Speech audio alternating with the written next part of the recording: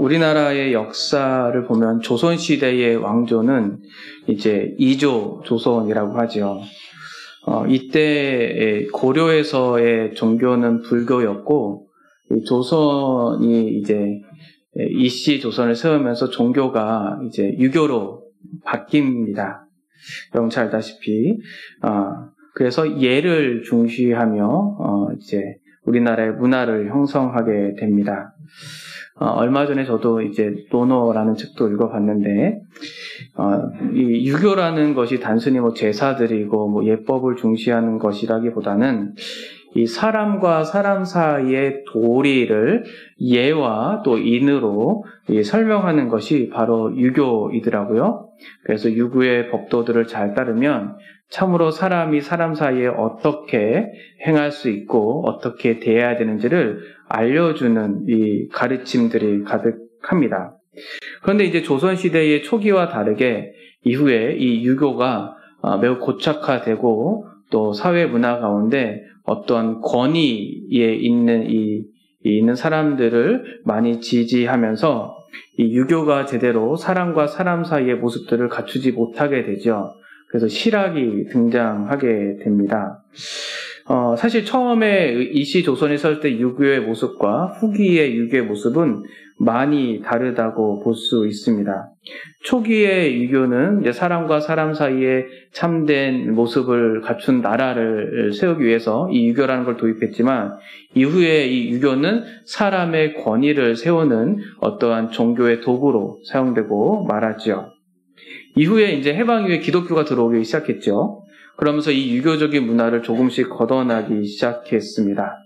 그러나 이 유교적인 이 잔재가 아예 없다라고 말할 수는 없습니다.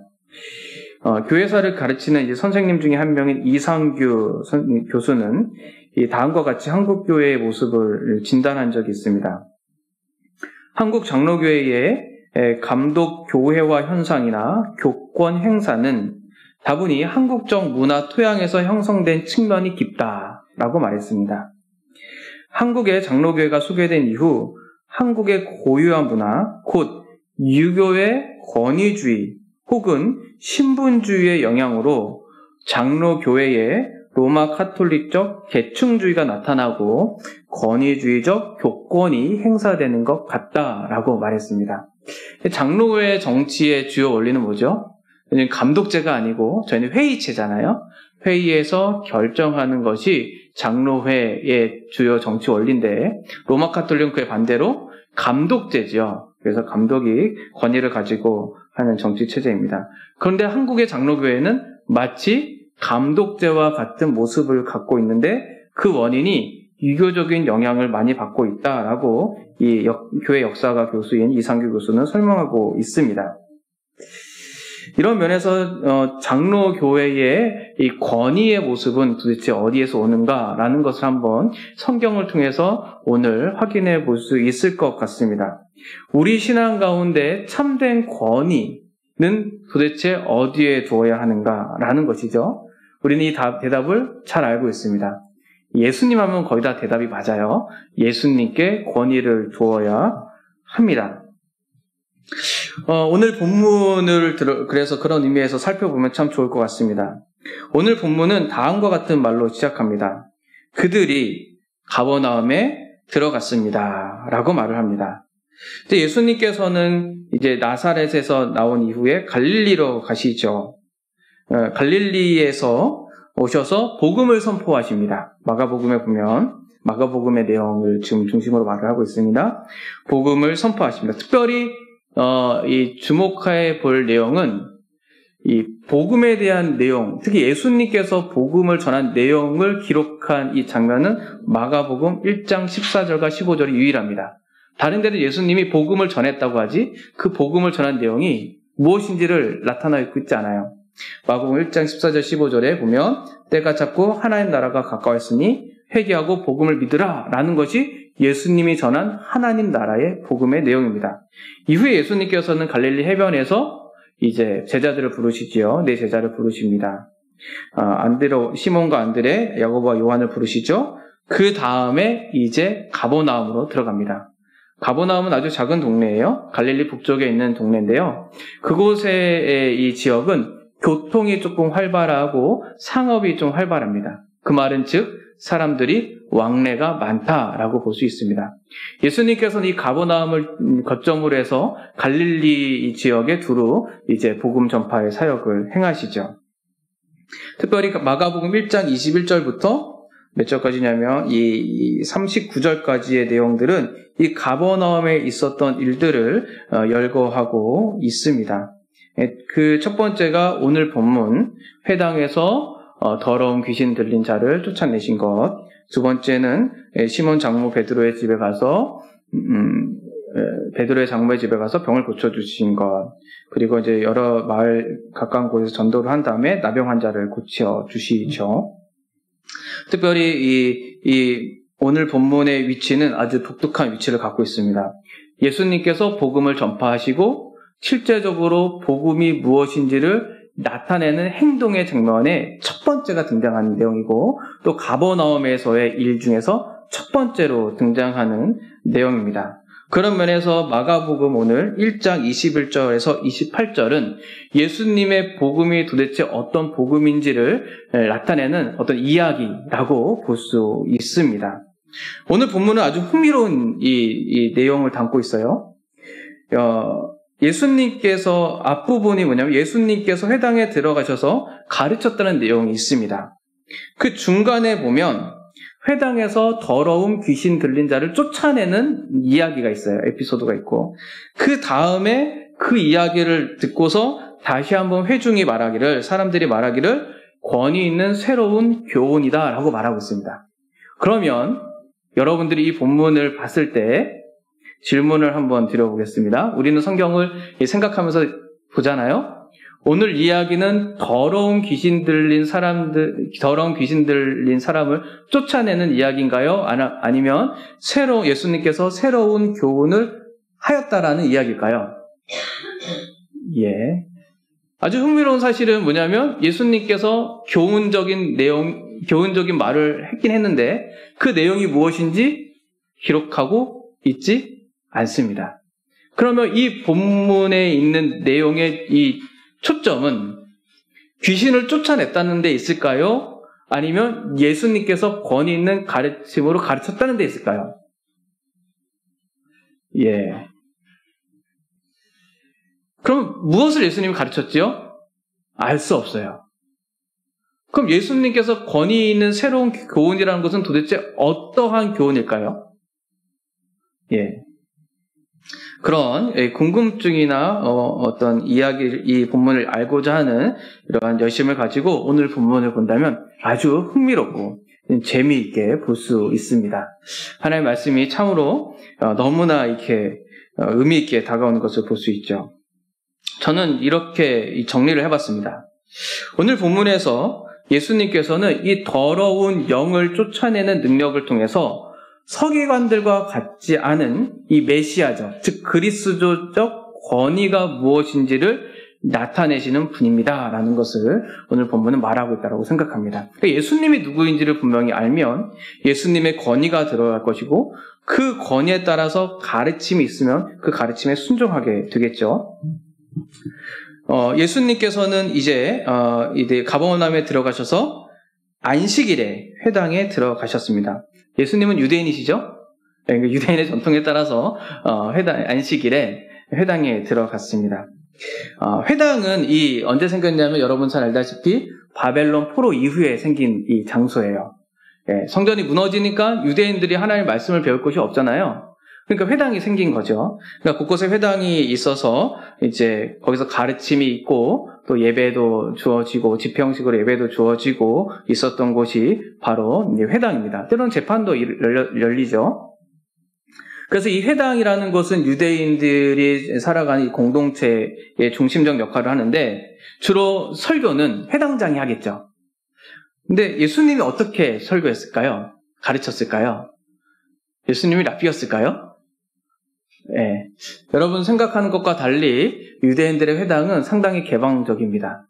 그러니까 이제 회당장이 설교를 하고 나면 이후에 질문을 하거나 누가 말할 사람 있습니까? 이렇게 하면 누군가 손을 들고 언제든지 나와서 말할 수 있었습니다.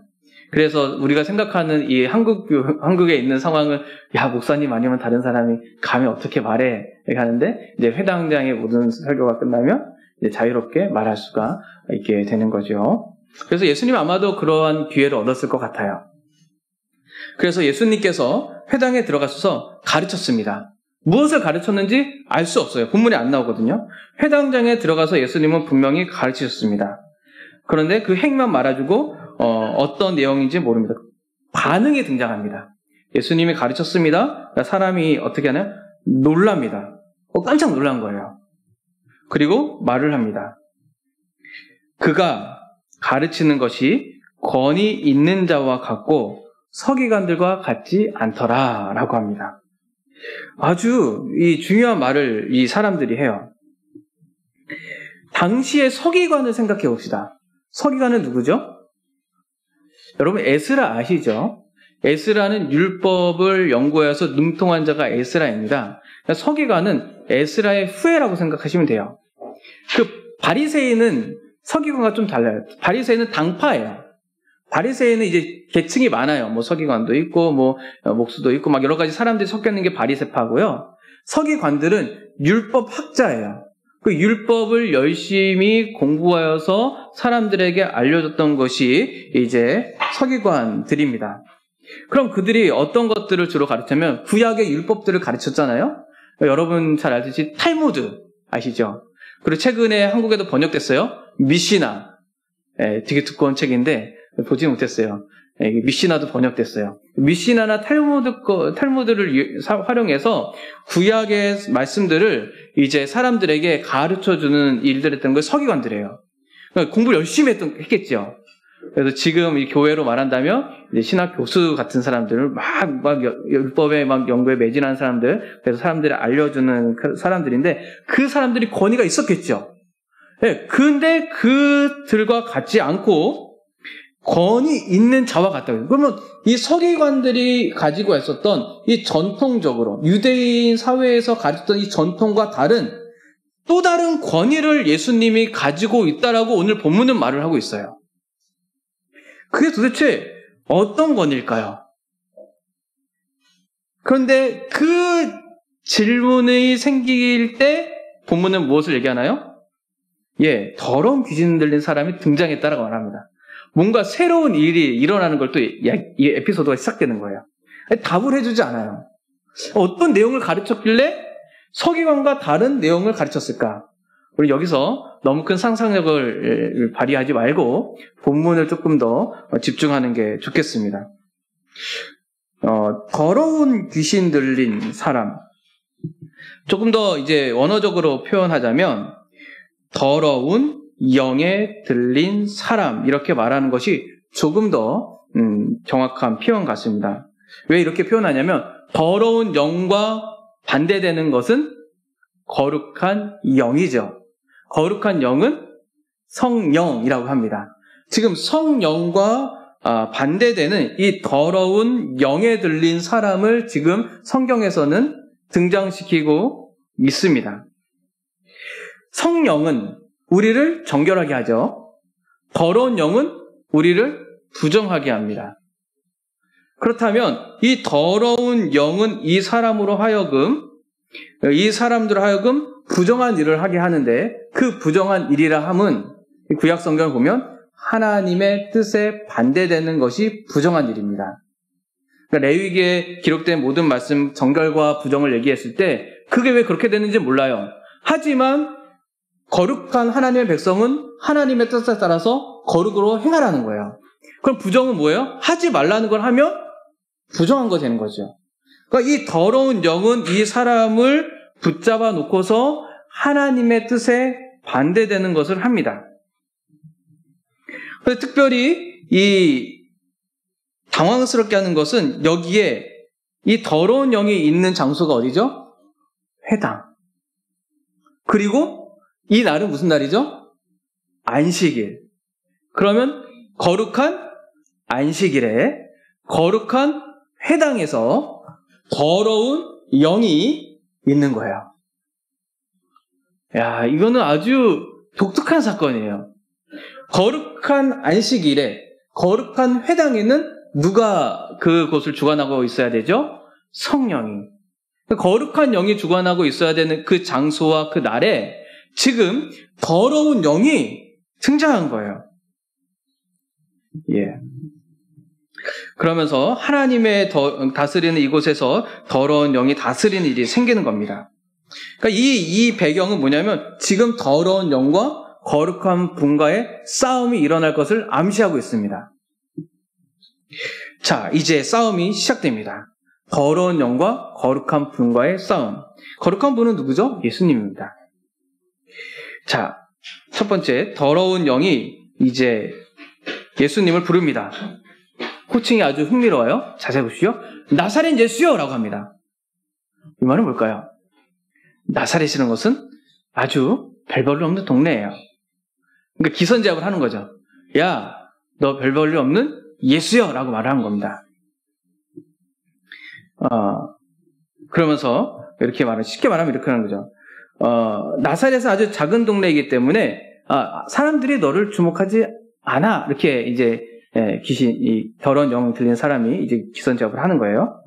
그리고 이제 싸움을 시작합니다. 뭐라고 시작하냐면 우리가 당신과 무슨 상관이 있나이까? 아주 이 싸움의 상대는 아주 능력이 강해요.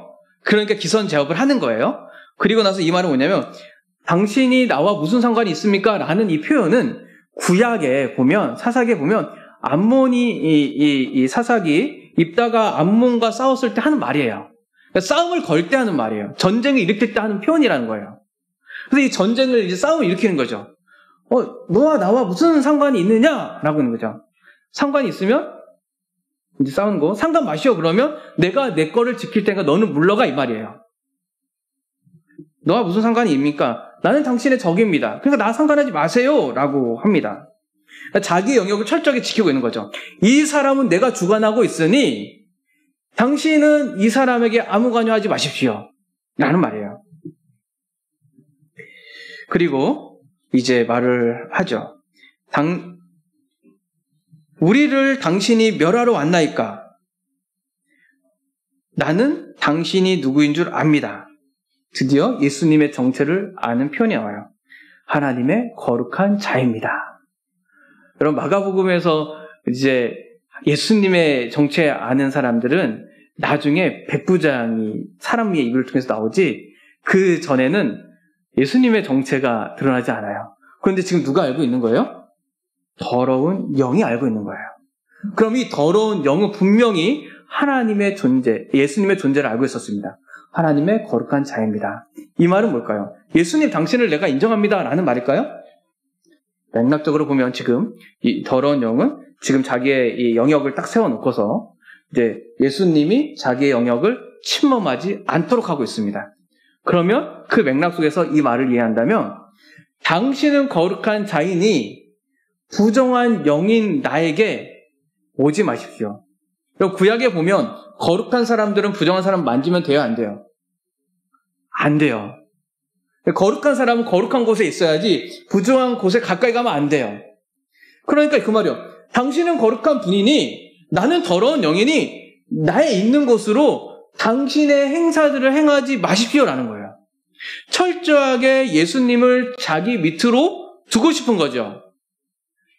당신 마음대로 하지 마세요. 나는 이곳에 지키고 있으니 내 주관, 내 권위, 내가 있는 곳에 더러운 영, 더러운 영 있는 이곳은 하나님의 거룩하신 예수님은 오지 마세요라고 철저하게 지키고 있는 겁니다. 예수님을 막고 있는 거죠. 그런 더러운 영은 예수님을 조종하려고 하고 있는 거예요. 그런데 예수님이 어떻게 하죠? 단번에 말을 합니다. 예수께서 꾸짖으시니 잠잠하고 그 사람에게 나오라 라고 합니다. 예. 쉽게 말하면 잠잠하고라는 말은 거치게 말하면 입 다물어 라는 말입니다.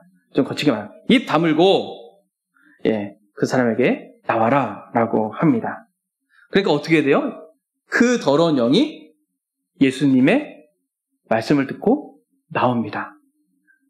그리고 이 사건을 보고 사람들이 이제 이 말을 합니다. 어찌미냐?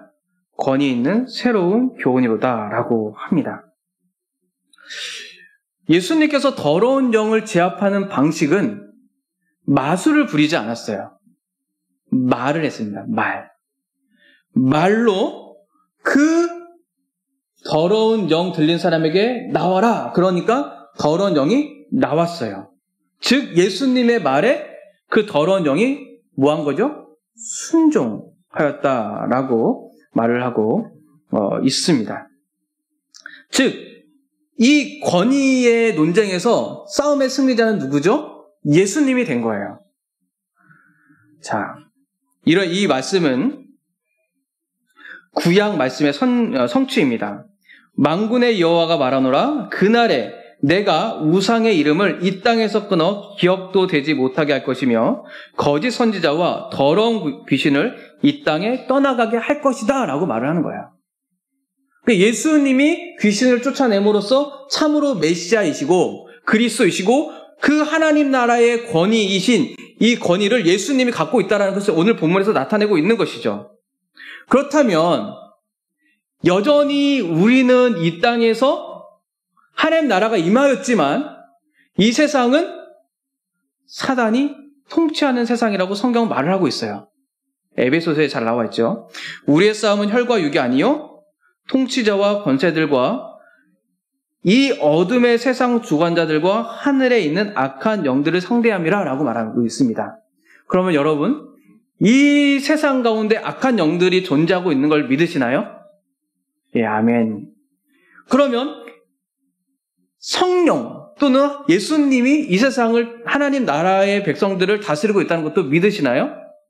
그러면 우리는 이 세상 가운데 어떻게 살아가고 있죠? 완전히 하나님 나라의 통치를 받고 살아가고 있나요? 그렇지 않죠. 늘 이 싸움을 하고 살아가고 있습니다. 이 악의 영들이 가득한 세상 속에서 하나님 나라의 백성으로서 예수님의 말씀을 살아가려고 노력하는 싸움을 하고 있죠. 이걸 바로 영적 싸움이라고 말을 합니다. 그러니까 영적 싸움은 단순히 귀신을 쫓아내고 뭔가 특별한 일이 생기는 것이 아니라 하나님의 말씀을 놓고서 순종하느냐 마느냐에 대한 이 권위의 싸움이라는 거죠. 그러니까 복음을 믿고 예수님을 그리스도로 인정한다라는 것은 이 권위의 싸움이라는 거예요. 이 세력과의 싸움이라는 거죠.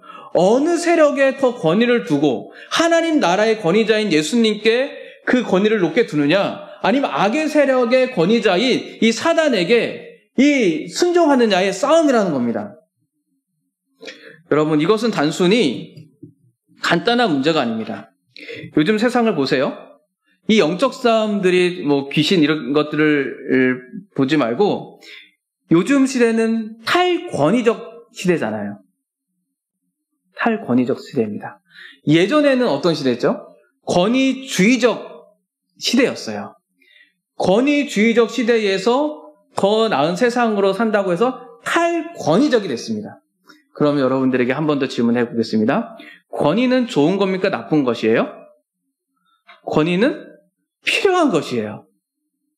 자, 여기서 이 사단이 하는 이 전략들을 보게 됩니다. 사단은 권위를 권위주의가 되어서 그 자체로 순종하게 만들죠. 억압하게 만든다는 거죠. 반면에 이 억압에서 벗어나야겠다라고 해서 권위를 무시해버립니다. 그래서 탈권위적으로 나와요. 그래서 요즘 어떤 권위가 없어졌어요? 선생님들에 대한 권위가 없어졌어요. 또 어떤 권위가 없어졌어요? 부모님에 대한 권위도 없어졌어요. 또 어떤 권위가 없어졌어요? 예, 어른들에 대한 권위가 다 없어졌어요. 여러분 이것은 다 악한 영들이 조장하는 것이죠. 왜죠? 하나님은 이 세상을 창조할 때 질서 가운데 권위를 분명히 두었습니다. 예, 자녀는 부모를 순종하고 부모는 자녀를 돌보고 그러니까 권위 있는 자는 권위 없는 자를 돌보고 그 권위 아래에 있는 자는 권위인 자를 순종하게 함으로써 하나님의 질서들을 세워나가게 했죠. 왕은 권위로서 잘 다스리고 백성들은 그 권위를 따라야 하죠. 근데 요즘은 어떻게 되죠? 자기가 기준이라서 그 권위를 다 없애버립니다. 그러면 하나님 나라의 백성들은 어떻게 하죠? 하나님 나라의 백성으로서 하나님이 창조하신 질서를 회복해야 합니다.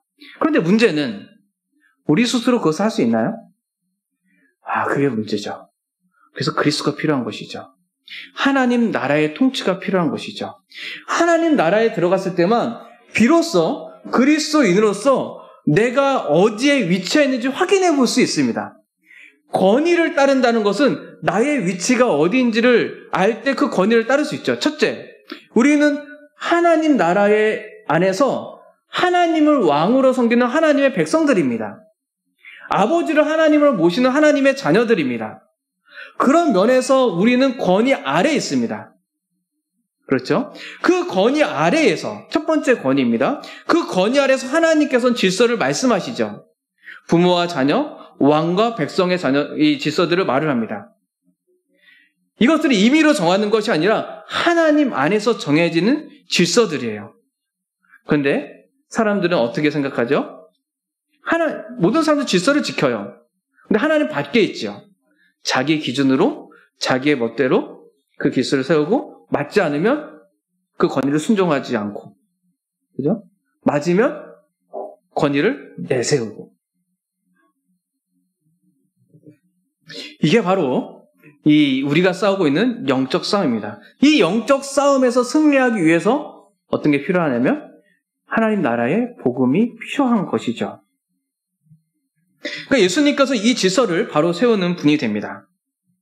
그러니까 이 말을 놓고 우리가 다시 한번 생각해 봤으면 좋겠습니다. 사람들이 이제 무엇이라고 말을 해요? 권위 있는 새 교훈이로다. 그 오늘 본문에서 권위 있는 새 교훈은 어떤 의미인지 이제 여러분들 조금 아시겠죠? 이 권위는 어떤 권위죠? 서기관들이 가지고 있었던 권위가 아닌 다른 권위입니다. 서기관들이 가지고 있었던 권위는 어떤 권위냐면 유대인들이 가지고 내려왔던 전통적인 권위였어요. 많은 유대인들이 그 서기관들이 말한 것을 순종했어요. 아무도 반박할 수 없는 아주 견고한 권위였어요. 그런데 그 권위보다 새로운 권위, 또 다른 권위가 새로운 권위라고 말을 하고 있어요. 바로 예수님을 통해서 나타난 이 권위이죠. 어떤 권위인가요? 하나님 나라의 권위입니다. 하나님 나라의 권위.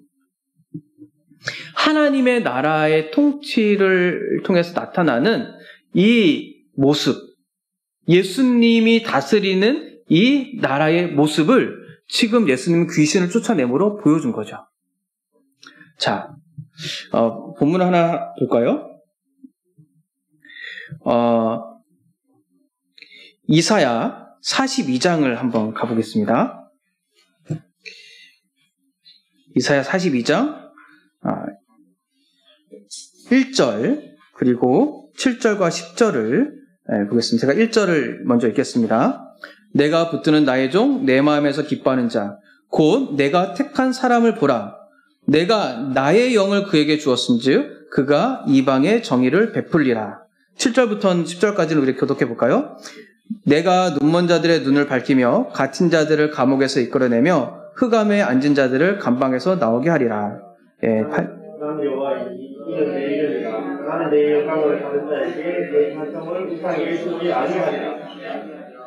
보라, 전에 예언한 일이 이미 이루어졌느니라. 이제 내가 새 일을 알리노라. 그 일이 시작되기 전에도 너희에게 이르노라. 예, 10절 읽어볼까요? 섬들과 거기에 사는 사람들아 여호와께 새 노래로 노래하라. 땅 끝에서부터 찬송하라. 여기서 새 일은 무엇일까요? 예언했던 일들이 이루어지는 거예요. 누구를 통해서요? 1절 나의 붙드는 종을 통해서 성령을 부어준 사람을 통해서. 그럼 마가복음을 가보면 이 성령은 언제 부어져죠? 예수님께? 앞에 부어지죠. 예수님이 세례받을 때. 성령이 부어지는 통해서 하나님 나라의 예언이 성취되는 겁니다. 뭐죠? 하나님 나라의 복음이 이루어지는 거예요. 이 땅 가운데. 그것이 바로 새 일인 거예요. 하나님 나라의 복음, 구원의 복음이 예수님을 통해서 나타나는 것이 새 일입니다. 그러면 권위 있는 새로운 교훈은 이 뉴라는 것이 이전에 없던 일인데 뭐냐면 하나님 나라가 여태껏 이 통치가 내려온 적이 없어요. 예수님을 통해서 지금 나타나고 있는 것을 분명히 보여주는 거예요. 그게 새로운 일입니다. 그럼 성도들은 새로운 일을 어떻게 경험할까요? 복음을 믿음으로. 복음을 믿으면 하나님 나라의 통치에 들어가잖아요. 그러면 성도들은 새로운 일을 경험합니다. 없었던 새로운 것을 깨달은 것이 아니라 하나님 나라에 들어가서 복음을 경험한 것이 새로운 일이에요. 그럼 새로운 교훈은 뭐죠? 메시아를 통해서 하나님 말씀을 듣는 게 새로운 교훈인 거예요. 그러니까 그리스도를 통해서 하나님 말씀을 듣는 게 새로운 교훈인 거죠. 그래서 하나님 통치가 이 그리스도를 통해서 나타나는 것이 오늘 본문의 중요한 내용이라고 말할 수 있습니다. 예수님의 소문이 점점 퍼져나갔습니다. 복음이 확장됐다라는 거죠. 이거는 구약 말씀의 예언입니다. 전에 고통받던 자들이 흑암에 없으리로다. 옛적에 여호와께서 스불론 땅과 납달리 땅이 멸시를 당하게 하셨으니 후에는 해변길과 요단 저점과 이방의 갈릴리를 영화롭게 하느니라. 흑암에 행하던 백성이 큰 빛을 보고 사망의 그늘진 땅에 거주하던 자에게 빛이 비추도다 라고 말했습니다. 오늘 이 마가복음의 본문은 이제 흐름을 한 번 더 정리해 보겠습니다. 예수님께서 이제 세례를 받으시고 성령과 함께 이제 사역을 시작하시는데 복음을 선포하셨습니다. 그리고 제자를 부르셨습니다. 그리고 하나님 나라의 복음이 무엇인지 실제적으로 나타나는 첫 번째 사건입니다. 우리가 주목될 것은 이것이 회당이라는 것과 안식일이라는 것입니다. 하나님의 거룩한 임재가 있는 곳, 하나님의 평화가 있는 곳, 하나님의 영광이 있는 곳에 지금 더러운 영 들린 사람이 등장하였습니다. 그럼 더러운 영이 있다라는 것은 그곳에 영광도 없고 평화도 없고 하나님이 함께 하심도 없다라는 것을 지금 나타내고 있습니다. 악한 자가 주관하는 곳에는 하나님의 영광도 없고 하나님의 임재도 없고 하나님의 평화도 없습니다. 바로 이 세상이죠. 죄악된 세상. 그런데 더러운 영이 떠나갔다라는 것은 그 악한 영의 통치가, 더러운 영의 통치가 끝나고 새로운 권위의 통치가 시작됐다라는 것을 지금 알리는 사건입니다. 그러면 이 사건들은 실제로 우리 가운데 어떻게 이루어질까요? 새 권위는 새 마음에서 시작됩니다. 새 마음은 부드러운 마음입니다. 더러운 영에 들린 사람들은 굳은 마음을 갖고 있죠. 거룩한 영이 함께하는 사람들은 부드러운 마음을 갖고 있습니다. 그러니 권위에 순종하게 되는 것이죠. 에스겔서를 보도록 하겠습니다. 에스겔서. 여러분이 잘 아는 말씀입니다. 36장입니다.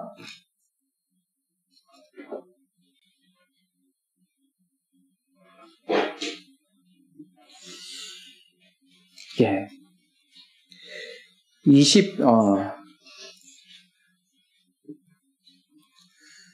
23절부터 한번 읽어보죠.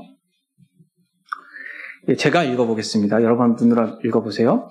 여러 나라 가운데서 더럽혀진 이름, 곧 너희가 그들 가운데서 더럽힌 나의 큰 이름을 내가 거룩하게 할지라. 내가 그들의 눈앞에서 너희로 말미암아 나의 거룩함이 나타나리라. 내가 여호와인 줄을 여러 나라 사람이 알리라. 주 여호와의 말씀이니라. 내가 너희를 여러 나라 가운데서 인도하여 내고 여러 민족 가운데서 모아 데리고 고국 땅에 들어가서 맑은 물을 너희에게 뿌려서 너희로 정결하게 하되 곧 너희 모든 더러운 것에서와 모든 우상 숭배에서 너희를 정결하게 할 것이며 또 새 영을 너희 속에 두고 새 마음을 너희에게 주되 너희 육신에서 굳은 마음을 제거하고 부드러운 마음을 줄 것이며 또 내 영을 너희 속에 두어 너희로 내 율례를 행하게 하리니 너희가 내 규례를 지켜 행할지니라. 내가 너희 조상에게 준 땅에서 너희가 거주하면서 내 백성이 되고 나는 너희의 하나님이 되리라 라고 말합니다. 맨 마지막에 9절의 말씀은 하나님 나라에 있는 하나님 백성의 정체성을 말을 하는 거죠. 나는 내 백성이 되고 너희는 내 하나님이 되리라. 근데 그 하나님 나라의 백성들은 어떻게 하나요? 새 영, 새 마음을 갖고 거룩한 하나님이 누구인지를 드러내는 사람들이다 라고 말하고 있습니다. 더러워진 그 하나님의 이름을 거룩하게 나타내는 사람들이죠. 그들의 마음이 부드럽습니다. 부드럽다라는 것은 오늘 본문에 따른다면 그 권위에 순종하는 마음입니다 라고 말할 수 있습니다. 여러분 굳은 마음, 고집센 마음, 여러분 자녀 키워본 사람들 아시죠? 예, 그 고집이 세면은 부모님의 말을 들어요, 안 들어요? 그런데 부모님을 향한 그 애틋함과 사랑이 있으면 부모님의 말씀을 듣나요, 안 듣나요? 너무 잘 듣죠. 마음이 부드러운 사람이 하나님의 말씀을 잘 듣습니다. 근데 그게 우리 마음대로 되나요? 안 되죠. 복음을 믿을 때 우리는 새 영을 받고 새 영을 받을 때 거룩한 성령께서 우리 마음이 부드럽게 되어서 하나님 질서에 따르도록 우리의 삶의 모습이 바뀌게 되는 것이죠. 그러면 그때 우리는 무엇을 경험하게 되나요? 그 거룩함이 회복되는 거죠. 하나님의 영광과 하나님의 임재와 하나님의 평화가 우리 삶 가운데, 이 하나님의 백성 가운데 가득하다라는 것을 경험하게 되는 것이죠.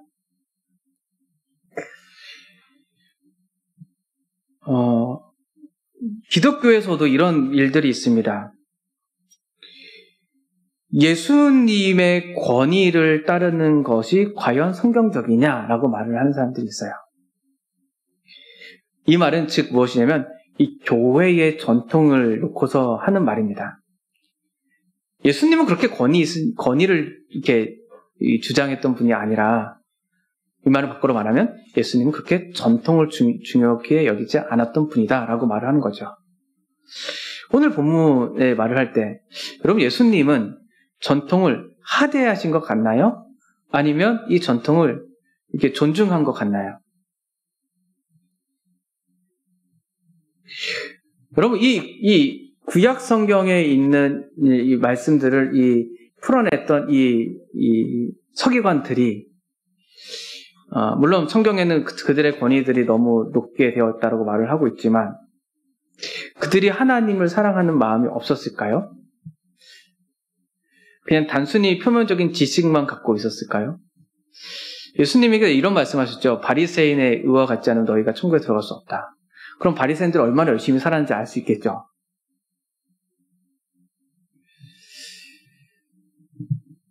그들이 갖고 있지 않았던 권위가 있습니다. 구약 성경을 통해서 하나님께서 메시아를 보내실 것인데 그 메시아가 그리스도라는 것을 인식하지 못했던 게 그들의 큰 과오였죠. 그래서 그들은 하나님의 뜻을 몰랐습니다. 그게 가장 큰 문제였죠. 이렇게 본다면 우리는 신앙의 역사성을 중요하게 여깁니다. 그런데 신앙의 역사성이 이 복음과 멀리 떨어졌을 때 어쩌면 그 신앙의 전통을 지키려고 하는 모습들은 서기관들과 같게 되지 않을까요? 하나님 나라의 백성으로서의 모습이 아니라 이 종교개혁 전통 되게 좋게 보고 아주 철저하게 믿는 사람입니다만 그것이 그 전통으로만 남았을 때 복음은 말은 하고 있지만 이 하나님 나라의 통치와 다스림이 실제적으로 새로운 영의 모습들이 나에게 살아 움직이지 않고 그냥 그 딱딱한 전통으로만 남았을 때, 그리고 열심히 인간적인 노력을 해나갔을 때 과연 그곳에 하나님의 통치가 드러나고 있을까요? 제가 해본 결과 정말 힘든데 하나님의 통치와 영광은 보이지 않습니다. 뭔가를 열심히 하고 하나님의 말씀을 열심히 따르는데 그곳의 기쁨, 영광, 평화들은 잘 경험되지가 않습니다. 왜죠? 예수님이 잊어버렸기 때문입니다. 하나님 나라의 영광스러움과 또 평화로움과 임재하심이 없어졌기 때문에 그렇죠.